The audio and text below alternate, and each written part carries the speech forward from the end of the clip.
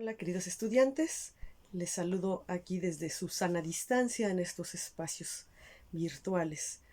Hoy vamos a hablar sobre un tema importante en nuestro campo de la psicología y varios autores que trascendieron en este paradigma llamado conductismo, y que, van a ser posteriores a la emergencia del conductismo en Estados Unidos. Es decir, aquellos que siguieron desarrollando las investigaciones de Watson, las investigaciones de William McDowell, y que, vamos a encontrar dentro de esta línea, pues estas tradiciones tanto de un conductismo radical como de un conductismo metodológico. Lo que es importante señalar es pues el viraje dentro de la ciencia que a nivel de la filosofía de la ciencia emerge en alrededor de 1920 con el Círculo de Viena, en donde se replantea esta parte epistemológica de la manera en cómo se había venido elaborando la ciencia desde la propuesta positivista, la cual pues había sido implementada en las diversas disciplinas, y la psicología había intentado unirse a los preceptos del positivismo, y lo veíamos mucho en la postura de Watson, buscando esta objetividad de la observación de la conducta manifiesta. Sin embargo, dentro de las discusiones de la filosofía de la ciencia se dan cuenta de que es poco fértil un planteamiento científico si no explica el fenómeno, si nada más nos quedamos en la descripción y en la acumulación de datos, sin que utilicemos estos datos para explicar la realidad, y obviamente explicar la realidad a partir de la interpretación de estos datos pues nos lleva a generar teoría. Entonces, dentro de este Círculo de Viena, se empieza pues a plantear la importancia de no perder la objetividad, pero de elaborar teoría a partir de la interpretación de esos datos derivados pues de la observación. Esta postura esta postura epistemológica dentro de esta filosofía de la ciencia se le conoce como positivismo lógico. Y entonces en la propuesta del positivismo lógico se va a emplear la descripción de los datos y la acumulación de los datos para generar teoría que explique pues el fenómeno que se está investigando. Los psicólogos neoconductistas, varios de ellos, prácticamente todos a excepción de Skinner, se adhirieron a esta lógica propuesta desde el positivismo lógico y buscaban explicar pues el fenómeno de la conducta manifiesta a partir sí de del registro de datos desde la observación, pero utilizando estas observaciones y estos datos resultados obtenidos para explicar el fenómeno y generar pues una teoría psicológica. Otro de los elementos importantes que también se adhirieron a esta forma de hacer ciencia es el operacionalismo, que finalmente el operacionalismo y el fisicalismo es la incorporación de una propuesta antigua, y esta propuesta antigua la hizo el señor Galileo en referencia a cómo hacer ciencia. Galileo ya había planteado la utilización de un solo lenguaje para hacer la ciencia, y él afirmaba que el lenguaje óptimo de la ciencia era la matemática y la física. Entonces, el operacionalismo que se va a incorporar hacia el siglo XX a partir de estos planteamientos y replanteamientos respecto al positivismo, en su nominación de operacionalismo va a tener como precepto la posibilidad de que el fenómeno observado o el fenómeno estudiado pueda ser descrito en operaciones matemáticas. Por eso, dentro de la presentación de las obras y los escritos de los autores neoconductistas que vamos a abordar en este video, sus formulaciones pues las hacen en el lenguaje matemático. Y el fisicalismo pues es el planteamiento en donde el lenguaje de la física sea el lenguaje universal de la ciencia. Entonces, estos neoconductistas se van a incorporar dentro de estos paradigmas del positivismo lógico, del operacionalismo y del fisicalismo para describir la conducta manifiesta que ellos estaban estudiando. Y no solamente, o sea, el uso del lenguaje físico y el uso de operaciones matemáticas para el tratamiento de los datos va a ser la base que le va a dar sustento a la parte teórica que ellos van a plantear o la interpretación que van a hacer de sus datos. El utilizar el lenguaje matemático y el lenguaje de la física, lo que se apuntalaba era abogar por no perder la objetividad. Y cualquier planteamiento teórico tenía que ser expresado pues en este lenguaje físico-matemático para que tuviera pues esta validez y este reconocimiento como un planteamiento objetivo. Si el fenómeno descrito no era posible traducirlo en lenguaje físico-matemático, no era científico. Entonces, bajo esta lógica, los autores que vamos a revisar, con los que vamos a abordar en este video, van a trabajar de esa manera. Sus planteamientos y sus investigaciones y el tratamiento de sus datos lo van a traducir al lenguaje lógico-matemático o físico-matemático, y desde este análisis es que van a teorizar o realizar sus planteamientos teóricos. El primer autor que vamos a ver es Edward Chase Tolman. Él se considera un conductista metodológico.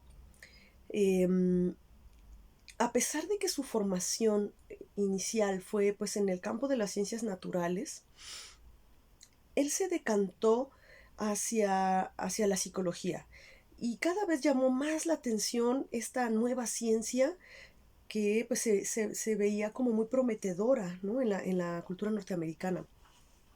Se interesó por los planteamientos de Watson porque dentro de lo que él había leído y revisado en la psicología le preocupaba esta parte metafísica, es decir, el empleo de conceptos no objetivos.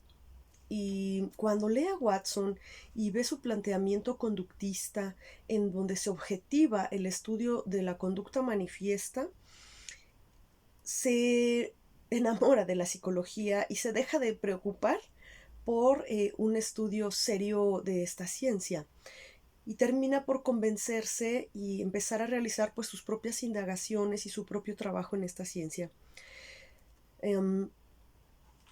Tolman va a plantear su propia forma de conductismo que se va a llamar conductismo propositivo, porque en sus indagaciones y los datos que él buscaba recuperar en sus experimentos con las ratas, trataba de identificar el propósito de la conducta. Por eso su conductismo se llama propositivo.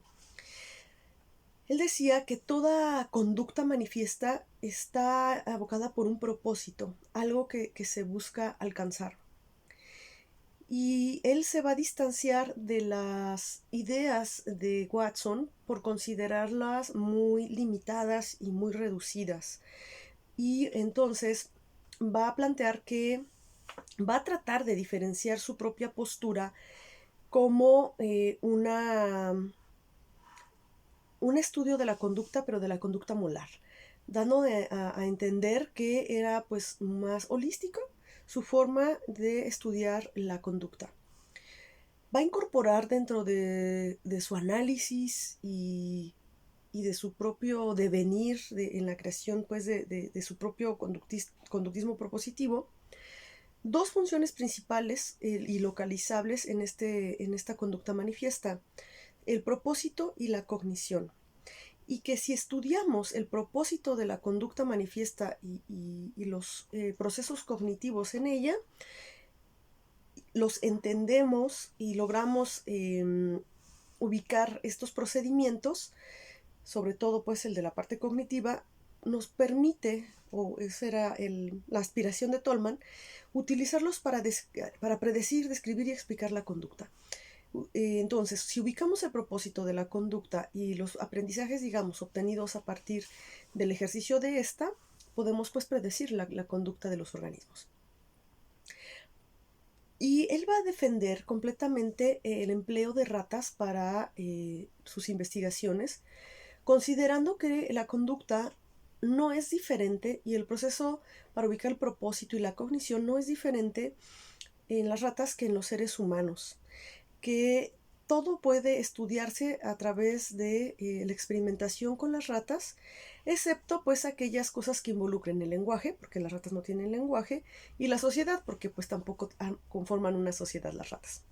Sin embargo, fuera de ello, para Tolman, el estudio con las ratas pues va a ser ideal y va a describir, a lo mejor en momentos de forma pues un tanto chusca, los beneficios de estudiar con ratas, ¿no? Y nuestro historiador, Herman, nos pone, ¿no? Esta expresión que dice Tolman, o sea, las ratas son fáciles de controlar, no se van de borrachas una noche anterior a un experimento programado, etcétera, ¿no? Entonces, eh, hay una gran posibilidad de controlar las variables para poder tener pues un estudio objetivo de la conducta.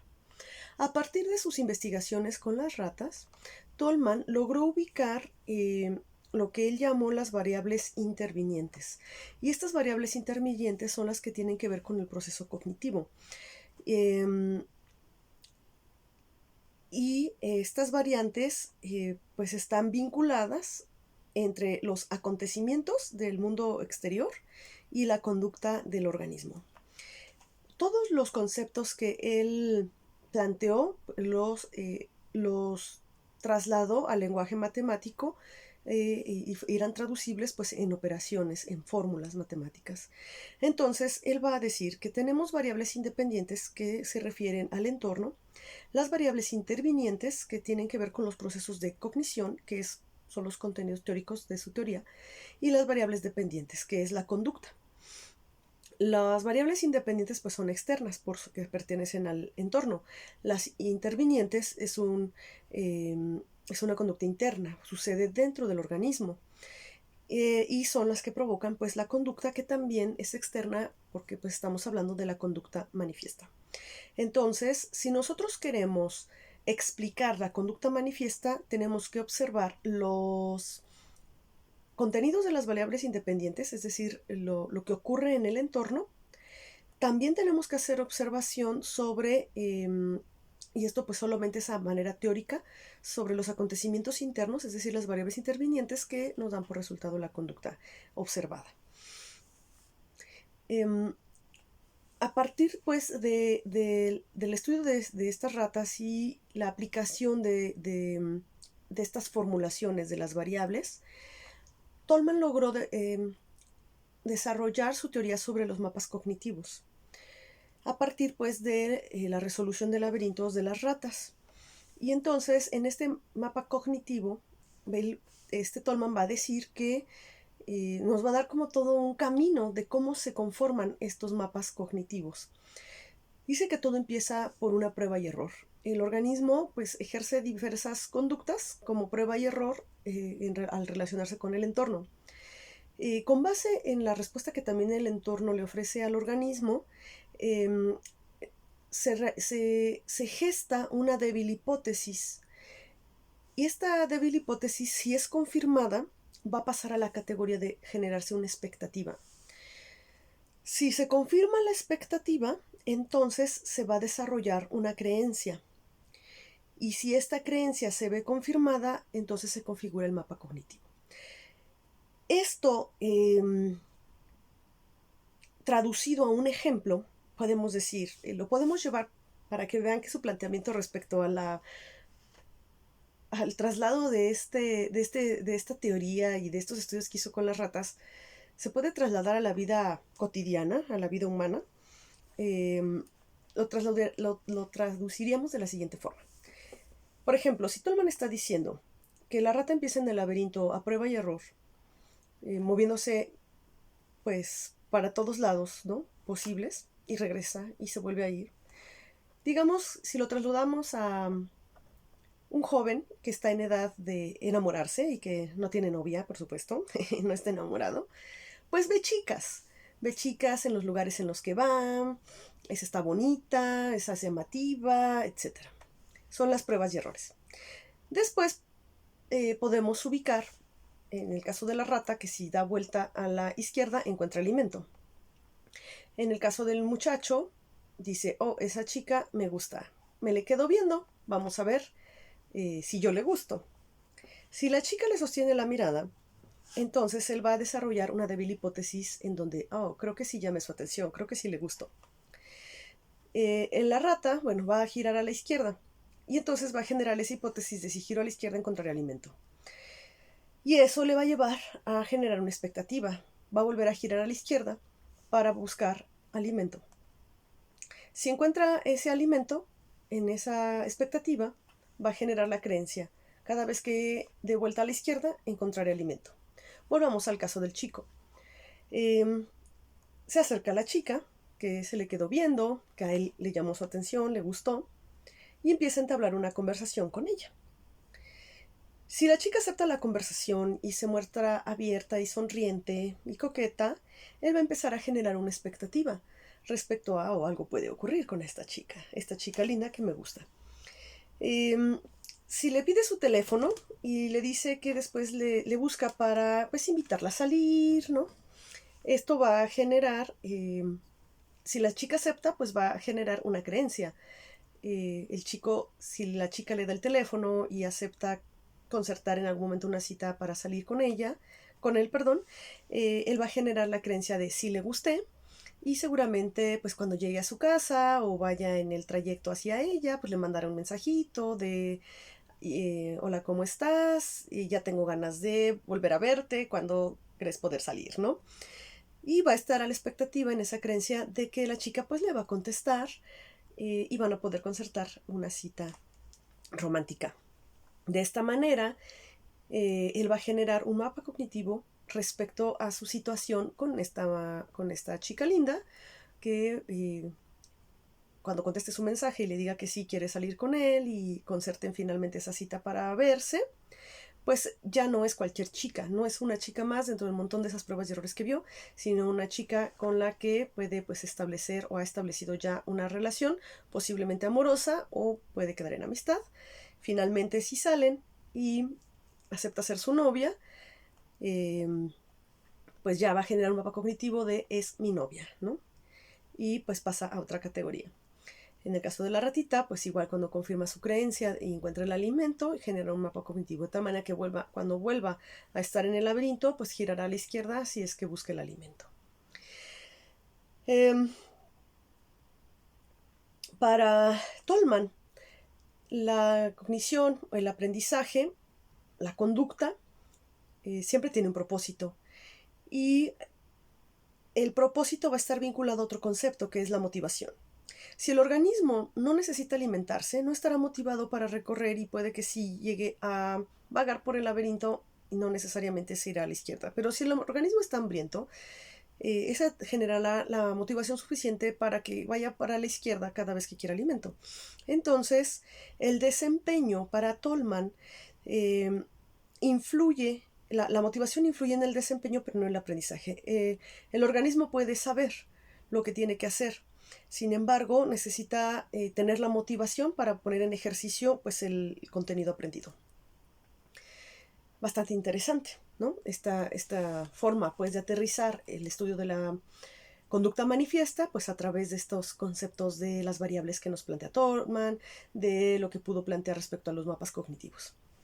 Contemporáneo a él hay otro autor llamado Clark Leonard Hull. Leonard Hull es de esos autores que hemos visto pues, que nacen con el camino estrellado. Realmente la vida de Hull fue una vida de lucha que vino pues desde una condición familiar y económica precaria. Fue hijo de granjeros. Tuvo que trabajar para pagar sus estudios. Parte de los trabajos que realizó, entre ellos la minería, pues le llevó a contraer poliomielitis, lo cual pues lo puso en incapacidad un tiempo, después tuvo que andar en muletas, finalmente tuvo que usar bastón toda su vida. Con muchos trabajos ahorró para poder pues hacer sus estudios de posgrado. Finalmente pudo realizarlos y empezó a trabajar pues dentro de la universidad. Sin embargo, su tesis doctoral, por la que tanto se esmeró y tanto trabajo le costó realizar, pues fue ignorada en su tiempo. Pero realmente fue un hombre brillante y de mucha lucha. Un ejemplo en cuanto a que siempre hay que seguir, ¿no?, nuestros instintos y propósitos hasta lograr pues lo que nosotros nos propongamos. Realizó varias investigaciones dentro del campo de la psicología, no solo del conductismo. Realizó, por ejemplo, dentro pues, de la parte de sus talentos, pues él como admirador de Newton, y Newton que fue un físico y que construía maquinitas y relojitos. Hull pues quiso llevar, ¿no?, más o menos una vida como la de Newton en ese sentido, y él también pudo crear máquinas, en este caso máquinas capaces de obtener calificaciones en pruebas de aptitud, realizar la elaboración de máquinas que permitieran, que fueran capaces de aprender, ¿no?, pues, a partir de ciertos algoritmos. Y bueno, poco a poco, y no sin menores dificultades, pues fue avanzando en su vida académica y intelectual, y ir obteniendo pues el reconocimiento de los intelectuales de su época. Uno de sus grandes logros fue lograr ser presidente de la APA en 1936. Bueno, el planteamiento de Hull, él intentó hacer de la psicología una psicología hipotético-deductiva, o va a hacer sus abordajes apegados hacia esta forma de hacer ciencia. Él va a establecer condiciones relacionales entre los estímulos y las respuestas a partir pues de la recuperación también de las estimulaciones físicas. Para él, todo parte de lo biológico, de las necesidades biológicas de los organismos que les lleven a la supervivencia. Él va a utilizar el concepto de pulsión, muy parecido o análogo hacia entenderlo como instinto, y que, bueno, a final de cuentas, en función de la pulsión, es que vamos a poder generar las respuestas esperadas. Él va a hablar sobre su potencial de reacción. Es algo un tanto parecido como al concepto que vamos a ver con Skinner respecto a la tasa de respuesta, a la tasa de manifestación de una conducta. Pero él, bueno, le va a llamar potencial de reacción, y el potencial de reacción va a estar supeditado o va a ser igual a la fuerza del hábito por la pulsión. Por eso la base, pues, para que realmente haya o se presente una conducta, pues va a estar supeditado a estas dos variables, a la fuerza del hábito, es decir, lo que en Tolman vendríamos como aquello aprendido, y la pulsión, que tendrá que ver con la motivación. Entonces, si la fuerza del hábito, es decir, si no tenemos el aprendizaje incorporado, es igual a cero, por más que queramos hacer algo, pues el potencial de reacción para la conducta esperada pues va a ser cero. O si no hay pulsión, pues aunque el organismo sepa hacerlo, pues también el potencial de reacción va a ser cero, porque no va a estar motivado para realizar, por ejemplo, el recorrido del laberinto. Pareciera complejo el planteamiento de Hull, pero en realidad no lo es tanto. Tolman tuvo sus seguidores, Hull tuvo sus seguidores, y uno de ellos pues fue su estudiante Spence, que fue quien tras la muerte de Hull en 1952 continuó trabajando, ¿no?, sobre el potencial de reacción y sobre estas condiciones entre el entorno, la conformación del hábito, a partir pues de lo planteado por su maestro Hull. Sin embargo, finalmente es ocioso, ¿no? O sea, una vez establecido esa constante, no tiene mayor aplicabilidad. Entonces, finalmente el planteamiento de Hull, por complejo y brillante que pudo haber sido en su momento, pues terminó siendo estéril y también fue abandonado, como pues otros paradigmas. Después tenemos al señor Edwin Ray Guthrie. Fue un estudiante destacado, tuvo una buena pues trayectoria académica, él se doctora en Pensilvania, y bueno, él va a recuperar, él se va a ir hasta los clásicos, va a recuperar a Aristóteles, y va a decir que todo aprendizaje podía ser explicado a partir de las leyes aristotélicas de asociación, que es la ley de contigüidad. Para Guthrie, él va a decir que el organismo aprende al primer intento. Al primer intento en que el organismo alcanza la conducta esperada, en ese momento queda de alguna forma establecido ese aprendizaje. Y realmente cuando se le cuestionaba, bueno, pero ¿por qué se va la mejora en el desempeño y se ve un avance en ello? Si tú dices que se aprende al primer intento, él va a distinguir y va a hablar después de todo un proceso de cómo se va a hacer la mejora en el desempeño y va a hablar de los movimientos y los actos. Los movimientos pues son las respuestas específicas ante un estímulo específico y eso es lo que se aprende al primer intento. Y los actos son los que nos van a explicar pues las mejoras en el desempeño que se pueden observar. Los actos pues son las respuestas ante varios estímulos y los actos pues están conformados de varios movimientos. Los actos son los que involucran pues el aprendizaje de una respuesta específica bajo condiciones variables. Es decir, aquello que se aprendió, el organismo va a aprender a lo que también otros autores posteriores y en otros campos han llamado la generalización. Y bueno, finalmente la habilidad, que es lo que ya podemos ver cuando alguien gana pues expertise en el desempeño, se obtiene pues a través de la afinación de varios actos. Sin embargo, él va a decir que pues finalmente, y lo que nos interesa, pues que es el aprendizaje, se va a dar al primer intento. Y fue un planteamiento pues polémico y muy cuestionado por los intelectuales de su época y pues revisado y vuelto a revisar. En cuanto al reforzamiento, él va a decir que lo único que hace es evitar el desaprendizaje. El reforzamiento no es que mejore el aprendizaje, porque el aprendizaje se da al primer intento, sino evita el olvido o evita el desaprendizaje. Y dice que el olvido únicamente se da cuando se da una nueva asociación entre un estímulo y una respuesta. Entonces, si nosotros queremos romper algún hábito que se considera no deseable, lo único que tenemos que hacer es observar los estímulos que generan esa respuesta o ese hábito no deseable. Y una vez que se ubican los estímulos que desencadenan esa respuesta, lo que se tiene que hacer es sustituir por otro estímulo para que quede o sustituya al estímulo anterior y por lo tanto se lleve a cabo este olvido o este desaprendizaje. En cuanto al uso del castigo, él va a decir que un castigo solamente será eficiente si se hace en presencia del estímulo no deseado y que sea contrario a. Entonces nos pone el ejemplo del perro, ¿no? Si yo quiero evitar que un perro corretee los vehículos y yo le pego en el rabo, este castigo en realidad puede incluso incitarlo a que corra tras el vehículo. Pero si yo le pego en el hocico, como en este acto de frenar, en el momento en que quiere corretear al coche, es más probable que funcione. Para él también va a utilizar el concepto de pulsión y va a explicar que pues la pulsión es lo que permite que se mantenga activo el organismo hasta alcanzar su objetivo. Y finalmente, la intención en la conducta manifiesta va a ser ubicada en el momento en que el organismo alcance el objetivo o elimine, ¿no?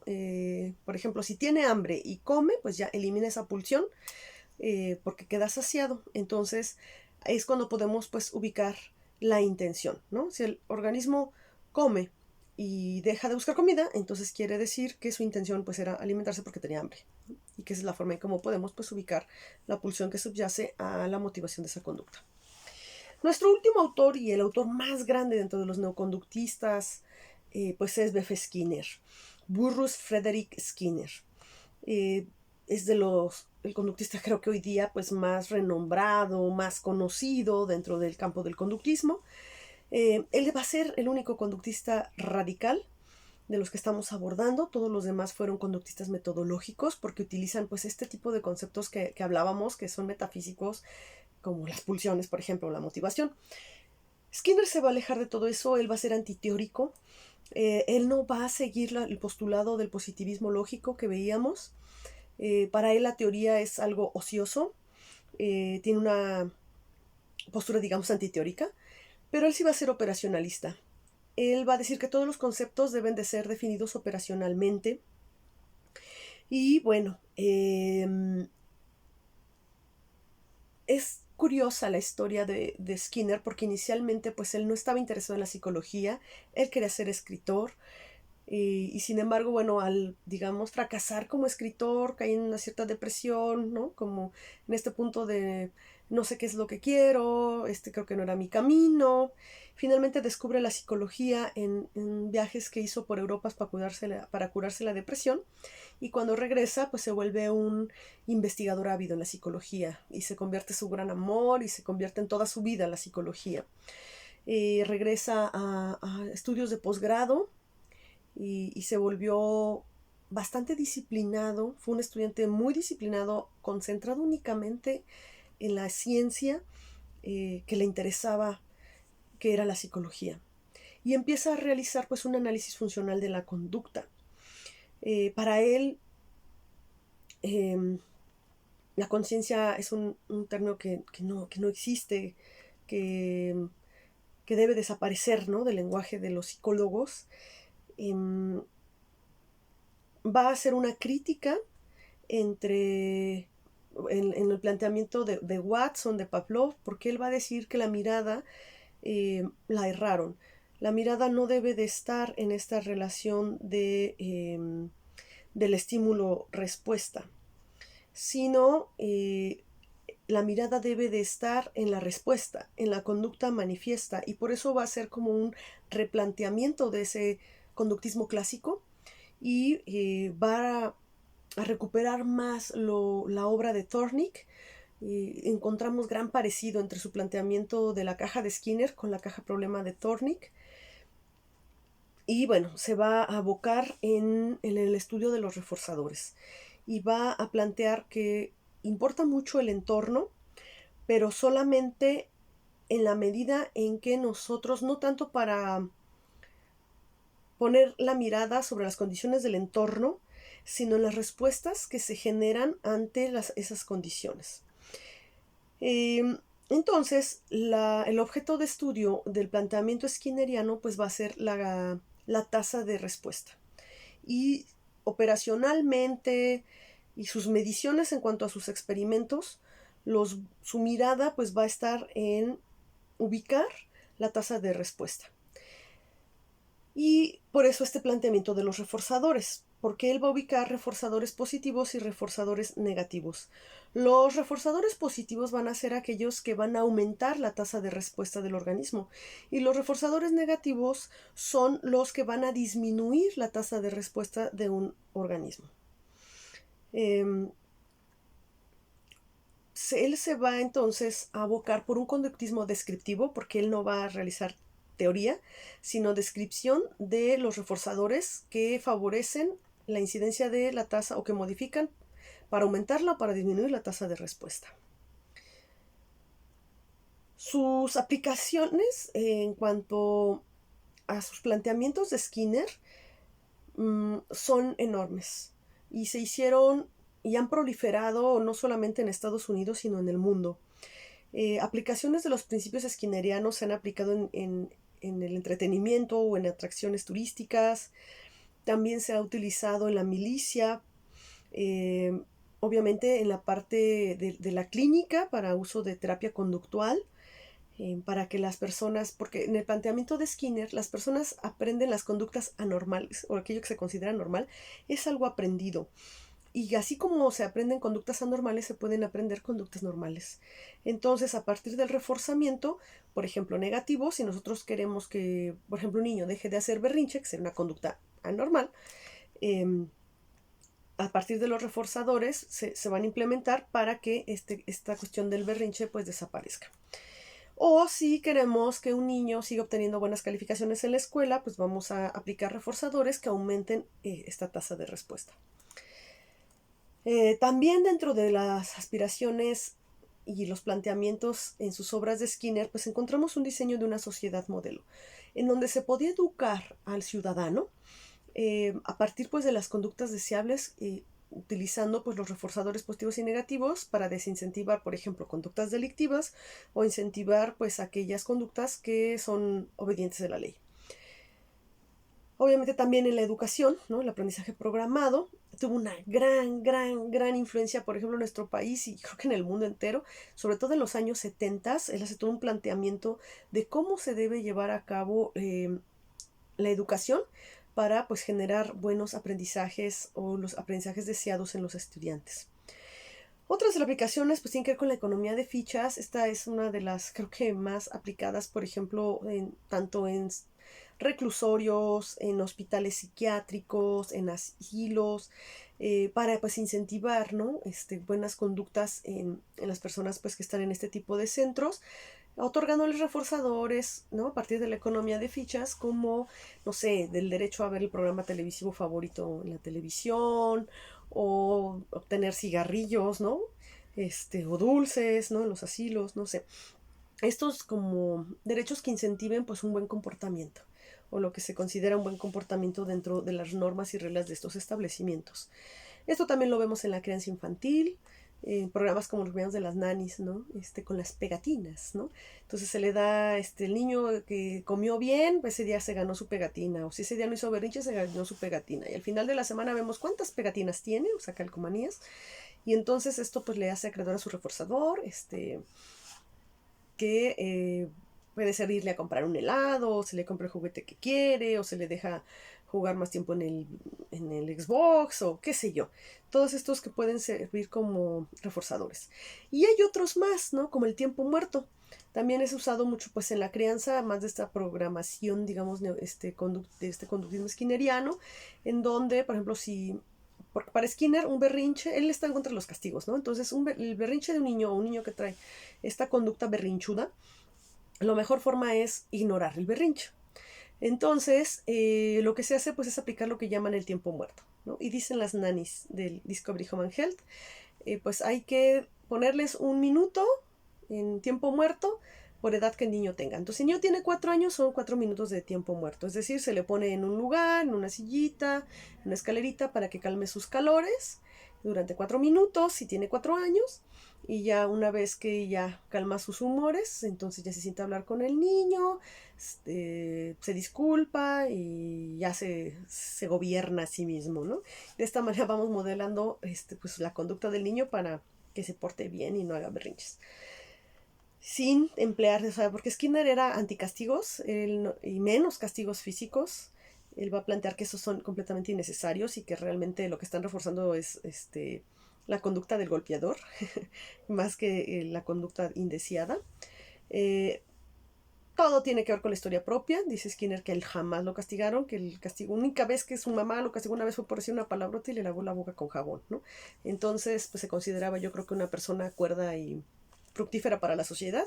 Por lo tanto, él era anti-nalgadas, anti-cintarazos y nada de eso. A los niños no había que golpearlos, solamente había que controlar su conducta a partir de los reforzadores positivamente para aumentar tasa de la conducta deseable, o reforzador negativo para disminuir.